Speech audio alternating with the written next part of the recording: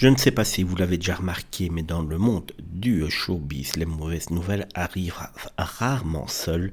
Et hier, c'était la mort de Tina Turner. Et aujourd'hui, c'est la mort d'une autre star française, cette fois-ci, qu'il faut noter avec la mort de Jean-Louis Murat à l'âge de 71 ans. Jean-Louis Bergaud, de son vrai nom, était né le 28 janvier en 52 à Chamalières dans le Puy-de-Dôme.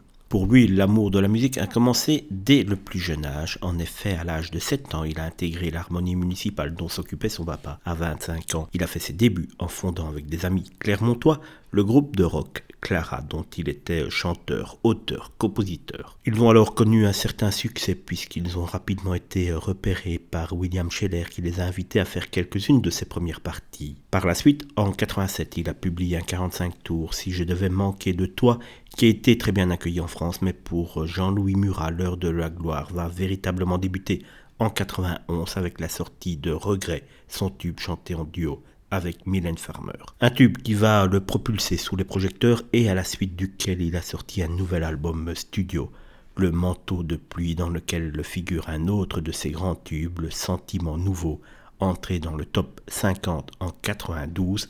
On le voit, si la carrière musicale de Jean-Louis Murat n'a pas connu énormément de titres, il le fait partie néanmoins du monde du showbiz et il est bien ancré. C'est peut-être aussi également à cause de ses fameux coups de gueule, dont un légendaire contre Jean-Jacques Goldman, mais on n'est pas ici pour revenir sur le côté négatif de l'artiste.